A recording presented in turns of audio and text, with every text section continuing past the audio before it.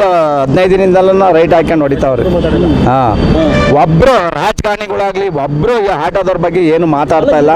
ಬರ್ಲಿ next election ಬರ್ತಾರೆ, ಬರ್ಲಿ ಅವತ್ತು. ಅಲ್ಲ ಈಗ ನೀವು ಹೇಳಿದ್ರಲ್ಲ, ಈಗ ವೋಟಿಂಗ್ ಟೈಮಲ್ಲಿ ಎಲ್ಲ ಆಟೋದವ್ರು ನೆನಪಾಗ್ತಾರೆ, ಎಲ್ಲರೂ ನೆನಪಾಗ್ತಾರೆ. ಈ ಟೈಮಲ್ಲಿ ಯಾಕೆ ನೆನಪಾಗಲ್ಲ ಸರ್? ಯಾರು ನಮ್ಮನ್ನ ಕೇಳೋರೇ ಇಲ್ಲ. ದಿಕ್ಕು ದಿವಾಳಿ ಯಾರು ಇಲ್ದಂಗೆ ಹೋಗ್ಬಿಟ್ಟಾರೆ. ಎಲ್ಲ ಸರ್ಕಾರಕ್ಕೆ ದುಡ್ಡು ಹೋಗುತ್ತೆ, ಯಾರು ಕೇಳ್ತಾ ಇಲ್ಲ ಅಷ್ಟೇನ. ಕೇಂದ್ರ ಸರ್ಕಾರದ ಜವಾಬ್ದಾರಿನೂ ಜಾಸ್ತಿ ಇದೆ ಈ ವಿಚಾರದಲ್ಲಿ, ಆಟೋ ಗ್ಯಾಸ್ ವಿಚಾರದಲ್ಲಿ. ಸೊ ಯಾಕೆ ಕೇಂದ್ರ ಸರ್ಕಾರ ನಿರ್ಲಕ್ಷ್ಯ ವಹಿಸ್ತಾ ಹೆಂಗೆ ಸರ್? ಅವರು ಒಂದು ಸ್ವಲ್ಪ ಮನೆಗೆ ಇದು ಮಾಡ್ತಾವ್ರೆ, ಮನೆಗೆ ಬರ್ತದೆ.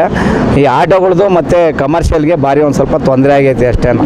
ಎಲ್ಲ ಇಲ್ಲಿ ಅವರು ಕೆಲವರು ಇಲ್ಲಿ ಫ್ಯಾಕ್ಟ್ರಿ ಇದು ಗೋಡನ್ಗಳಲ್ಲಿ ಮುಚ್ಚಿಕೊಂಡಿರ್ತಾರೆ ಸಿಲಿಂಡ್ರುಗಳ್ನ. ಒಂದು 700-800 ಸಿಲಿಂಡ್ರು ಮೊನ್ನೆ ಎಲ್ಲ ಒಂದು ಊರಲ್ಲಿ ಹಿಡ್ದಾಕ್ಯವ್ರೆ ಸಿಲಿಂಡ್ರ್. ನಮಗೇನು ಸ್ಪಂದನೆ ಮಾಡ್ತಾ ಇಲ್ಲ. ನಮಗೆ ಆಟೋದವ್ರ ಬಗ್ಗೆ ಕೇರ್ಲೆಸ್ಸು, ಸರ್ಕಾರಕ್ಕೆ ಕೇರ್ಲೆಸ್ ಮಾಡ್ಬಿಟ್ಟಾರೆ. ಎಲ್ಲ ದುಡ್ಡು ಹೋಗ್ತಾ ಇತ್ತಾನ ಬಂಕಿಂದ, ಅದಕ್ಕೇನ ನಮಗೇನು ಒಂದು ರೂಪಾಯಿ ಆದಿಕ ಇಲ್ಲ ಇವತ್ತು.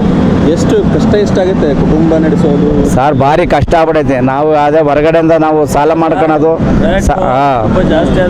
ನಾವು ಹೊರಗಡೆಯಿಂದ ಸಾಲ ಮಾಡ್ಕೊಳೋದು, ಅಲ್ಲಿ ದುಡಿಯೋದು, ಅಲ್ಲಿ ತೀರ್ಸೋದು ಅಷ್ಟೇ ಆಗೈತೆ ಹೊರತು 1 ರೂಪಾಯಿ ಅಂತೂ ಕುಡಿಕಾಗ್ತಾ ಇಲ್ಲ ನಮಗೆ.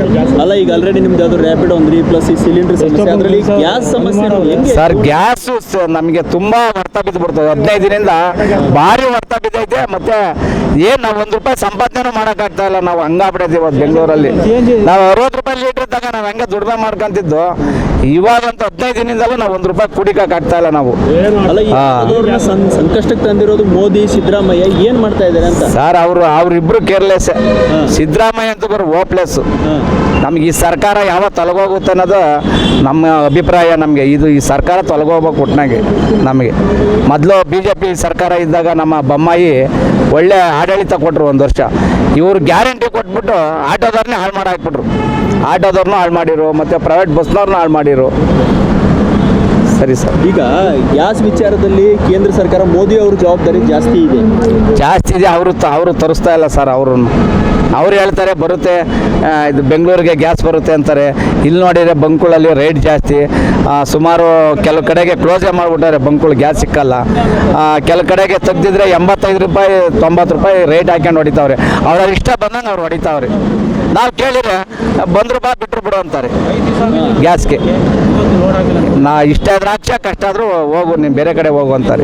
ಆ ಪರಿಸ್ಥಿತಿ ಬಂದೈತಿ ಇವತ್ತು ಬೆಂಗಳೂರು. ಸಿದ್ದರಾಮಯ್ಯಗಾಗಲಿ ಮೋದಿ ಅವರಿಗಾಗಲಿ ಏನು ನಿಮ್ಮ ಸಮಸ್ಯೆ, ಏನು ಪರಿಹಾರ ಸರ್? ಇದಕ್ಕೆ ಪರಿಹಾರ ನಮಗೆ ಆಟೋದವ್ರಿಗೆ ಏನಾದ್ರೂ ಸ್ಪಂದನೆ ಮಾಡಬೇಕು. ಅವಾಗ ಯಡಿಯೂರಪ್ಪ 1-2 ಸರಿ ನಮಗೆ ಕಷ್ಟ ಇದ್ದಾಗ ಅವಾಗ ದುಡ್ಡು ಹಾಕಿರು.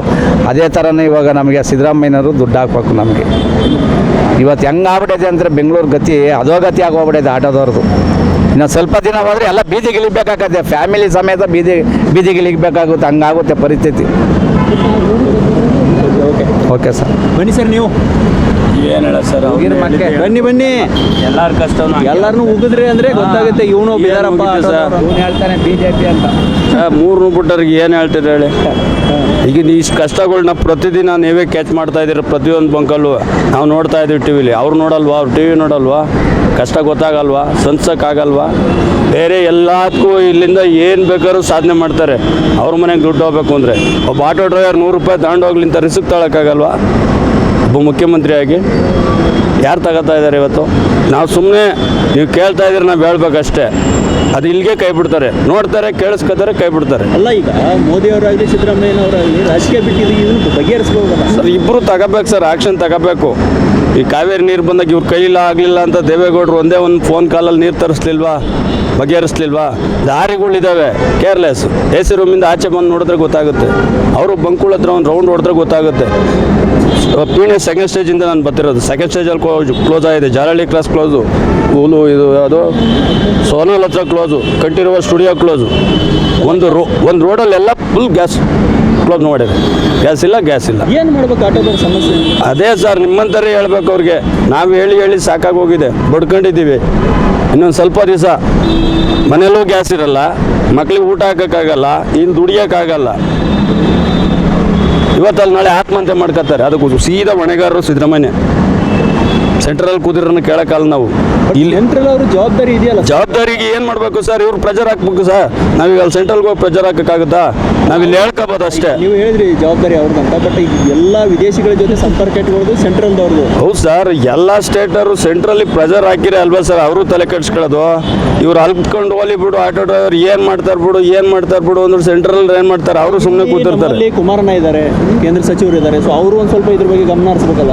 ಕುಮಾರಣ್ಣಂಗೆ ಚಾನ್ಸ್ ಕೊಟ್ಟಿದ್ದು ಅದು ಇಮಿಡಿಯೇಟಾಗಿ ಬಗೆಯಿರೋದು, ಅದರಲ್ಲೇನು ಎಣ್ಣೆ ಮಾತಿಲ್ಲ ಸರ್. ಇದಾರಲ್ಲ ಸರ್, ಈಗ ಎಲ್ಲರೂ ಕಾಂಟ್ಯಾಕ್ಟ್ ಇದಾರೆ ಏನು ಮಾಡ್ತಾ ಇಲ್ವಲ್ಲ, ನಾವು ಯಾರಿಗೆ ಹೇಳ್ಕೋಬೇಕು? ಈಗ ನಾವು ಹೋಗಿ ನರೇಂದ್ರ ಮೋದಿ ತ ಕೂತ್ಕೊಂಡು ಮಾತಾಡೋಕ್ಕಾಗ್ತದ, ಸಿದ್ದರಾಮಯ್ಯ ತ ಹೋಗಿ ಕೂತ್ಕೊಂಡು ಮಾತಾಡೋಕ್ಕಾಗ್ತದ? ಈ ಗ್ಯಾರಂಟಿ ಕೊಡೋದು ನಿಲ್ಲಿಸಿ ಈ ಕರೆಂಟ್ ಬಿಲ್ ಕಟ್ಟೋದನ್ನ ಕಂಫರ್ಟಬಲ್ ಆಗಿ ಏನು ತಗೋಗ ತಗೊಂಡು ಸರ್ಕಾರ ನ್ಯಾಯವಾಗಿ ನಡೆಸಿದ್ರೆ ಇಂಥ ಪರಿಸ್ಥಿತಿ ಬಂದಿರಲಿಲ್ಲ ಕರ್ನಾಟಕಕ್ಕೆ. ಇವ್ರು ಇಂಥ ಗ್ಯಾರಂಟಿ ಕೊಟ್ಟು ನೆಕ್ಸ್ಟ್ ಓಟಿಗೂ ರೆಡಿ ಮಾಡ್ಕೊತಾವ್ರೆ, ಇಲ್ಲಿ ಬಡವ್ರನ್ನ ರೋಡ್ಗೂ ತಳ್ತಾ ಇದ್ದಾರೆ. ಯಾರು ಇದ್ರ ಬಗ್ಗೆ ಧ್ವನಿ ಎತ್ತರು? ಹಿಂಗಾಗಿದೆ ನಮ್ಮ ಆಟೋ ಡ್ರೈವರ್ ಕತೆ. ಅಲ್ಲ, ಸಮಸ್ಯೆ ಇದೇ ರೀತಿ ಮುಂದುವರೆದ್ರೆ ಹೆಂಗಾಗೋದು ಪರಿಸ್ಥಿತಿ? ಅದೇ ಹೇಳ್ತಿಲ್ವಲ್ಲ ಸರ್, ಏನು ಮಾಡೋಕ್ಕಾಗ್ದಲ್ಲ, ಹೆಂಡತಿ ಮಕ್ಳಿಗೆ ಅನ್ನ ಹಾಕೋಕ್ಕಾಗ್ದಲ್ಲ, ಗಾಡಿ ಓಡಿಸಿ ಏನು ಮಾಡೋಕ್ಕಾಗಲ್ಲ, ಕೊನೆಗೆ ಆತ್ಮಹತ್ಯೆಗೆ. ಹಿಂದೆ ಒಂದು ಸತಿ ಆಗಿತ್ತು ಮಹಾಲಕ್ಷ್ಮಿ ಘಟ್ಟಲ್ಲಿ, ಒಂದು 2 ಸಾವು ಆಯಿತು ಆಟೋ ಡ್ರೈವರ್ದೆ. ಅದೇ ಥರ ಆಗುತ್ತೆ. ಸುಮ್ಮನೆ ಜನರಲ್ ಆಗಿ ನಾನು ಹಬ್ಬನ ತಗೊಳ್ಳಿ, ಪೀಣೆ ಸೆಕೆಂಡ್ ಸ್ಟೇಜಿಂದ ಬಂದಿದ್ದೀನಿ, 7 ಬಂಕ್ ಕುಡಿಕೊಂಬಂದಿದ್ದೀನಿ. ಅಲ್ಲಿಂದ ಇಲ್ಲಿ ಬರೋಕ್ಕೆ 2 ಲೀಟ್ರ್ ಗ್ಯಾಸ್ ಖಾಲಿ ಆಗಿದೆ. ಸಿಕ್ಕಾಪಟ್ಟೆ ಇದೆ ಅಂತ ಹೇಳ್ತೀರಾ ಸರ್? ರಾಜಕಾರಣಿಗಳು ಮಾತಾಡ್ತಾ ಇಲ್ಲ. ಅಲ್ಲಿಂದ ಬಂದು ಬರೀ 200 ರೂಪಾಯಿ ಗ್ಯಾಸ್ ಹಾಕಿದ್ದೀನಿ, ಬೆಳಗಿಂದ ದುಡ್ದಿದ್ದು 400 ರೂಪಾಯಿ. ರಾಜಕಾರಣಿಗಳು ಮಾತಾಡ್ತಾ ಇಲ್ಲ, ಮಾತಾಡಲ್ಲ ಸರ್ ಅವರು ಈ ವಿಷಯದಲ್ಲಿ ಮಾತಾಡಲ್ಲ. ಅವ್ರು ಮಾತಾಡೋದು ಯಾವಾಗ ಗೊತ್ತಾ ಸರ್? ಎಲೆಕ್ಷನ್ 3 ತಿಂಗಳು ಐತೆ ಅಂದಾಗ ಅವ್ರ ಧ್ವನಿ ಎತ್ತೋದು, ನಾನು ಅದು ಮಾಡ್ತೀನಿ ಇದು ಮಾಡ್ತೀನಿ, ಆಟೋ ಡ್ರೈವರಿಗೆ ಮನೆ ಕೊಡ್ತೀನಿ. ನಾನು 25 ವರ್ಷ ಆಯಿತು ಈ ಡಿಪಾರ್ಟ್ಮೆಂಟಿಗೆ ಬಂದು, 25 ವರ್ಷದಿಂದ ಯಾವ ರಾಜಕಾರಣಿ ಬಂದರೂ ಹೇಳ್ತಾರೆ ಆಟೋ ಡ್ರೈವರಿಗೆ ಫ್ಲಾಟ್ ಕಟ್ಕೊಡ್ತೀವಿ, ಕ್ವಾರ್ಟರ್ಸ್ ಕಟ್ಕೊಡ್ತೀವಿ, ಸೈಟ್ ಕೊಡ್ತೀವಿ. ಯಾರ ಒಬ್ಬ ಆಟೋ ಡ್ರೈವರಿಗೆ ಒಂದು ಸೈಟ್ ಅಲರ್ಟ್ ಆಗಿದೆ ಅಂತ ಬಂದು ಹೇಳಿ, ನಿಮ್ಮ ಮೀಡಿಯಾ ಮುಂದಗಡೆ ಹೇಳಿ, ಕೊಡಲ್ಲ. ಸುಮ್ಮನೆ ಎಲೆಕ್ಷನ್ ಟೈಮಲ್ಲಿ ಆಶ್ವಾಸನೆ, ಏನೋ ನಾವು ಕೊಟ್ಬಿಡ್ತಾರೆ ಈ ಸತಿ, ಈ ಮುಖ್ಯಮಂತ್ರಿ ಕೊಟ್ಬಿಡ್ತಾನೆ, ಒಂದು ಮನೆ ಅಂತ ಮಾಡ್ಕೋಬೋದು ಅಂತ 2 ಮಕ್ಳಿಗೆಲ್ಲ ಹೇಳಿ ಓಟ್ ಹಾಕ್ಸೋದು, ಫ್ಯಾಮಿಲಿಗಳೆಲ್ಲ ಓಟ್ ಹಾಕ್ಸೋದು, ಸೈಟ್ ಕೊಡ್ತಾನೆ ಅದು ಮಾಡು ಅಂತ. ಗೆದ್ದ ಬೆಳಿಗ್ಗೆ ಅವನ್ನೆಲ್ಲ ಅವನಂತಾನೆ ಹುಡ್ಕೋಕ್ಕಾಗಲ್ಲ. ಏನು ಮಾಡ್ತೀರಾ? ಇಂಥ ರೀತಿ ಆದರೆ ಗ್ಯಾಸ್ ಸಮಸ್ಯೆ, ಆಟೋದವ್ರ ಪರಿಸ್ಥಿತಿ ಏನಾಗುತ್ತೆ? ಅದೇ ಆತ್ಮಹತ್ಯೆಗೆ ಈಡಾಯ್ತಾರೆ ಅಷ್ಟೇ. ಇವಾಗ ಅಲ್ಲೇ ಎಷ್ಟೋ ಮನೆಗಳೆಲ್ಲ ಆಗ್ಬಿಟ್ಟೈತೆ ಸರ್, ಸಿಂಗಲ್ ಸಿಲಿಂಡರ್ ತಗೊಳಕ್ಕಾಗ್ದಲ್ಲೇ ಬುಕ್ಕಿಂಗ್ ತಗೋತಾ ಇಲ್ಲ ಗೌರ್ಮೆಂಟು. ಬುಕ್ ಮಾಡಿದ್ರು ಬುಕ್ಕಿಂಗ್ ತಗೋತಿಲ್ಲ. ಬ್ಲ್ಯಾಕಲ್ಲಿ 1 to 2 ಕೊಡ್ತೀನಿ ಅಂದರು, ಯಾವ ಡೀಲರ್ನು ಕೇಳಿದ್ರು ಸ್ಟಾಕ್ ಇಲ್ಲ ಅಂತಾರೆ. ಎಷ್ಟೋ ನಿಮಗೂ ಗೊತ್ತಿದೆ, ಎಷ್ಟೋ ಹೋಟ್ಲು ಮುಚ್ಚಿದ್ದಾರೆ, ಒಲೆಯಲ್ಲಿ ಮಾಡೋಂಥವ್ರು ಮಾಡ್ತಾ ಇದ್ದಾರೆ. ಅವಶ್ಯಕತೆ ಇರೋರು, ಜಾಗ ಇರೋರು ಇಲ್ದಾರು ಹೋಟ್ಲು ಮುಚ್ಚಿದ್ದಾರೆ. ಹೋಟ್ಲಲ್ಲಿ ಊಟ ಸಿಕ್ಕಲ್ಲ, ಇನ್ನೊಂದು ವಾರ ಕಂಟಿನ್ಯೂ ಆದರೆ ದುಡ್ಡು ಕೊಟ್ಟು ತಂದು ತಿನ್ನೋಣಂದ್ರೂ ಆಗಲ್ಲ, ಹಂಗಾಗಿದೆ. ಸರ್ಕಾರಗಳ ಜವಾಬ್ದಾರಿ ಮೆರಿಬೇಕಂತ.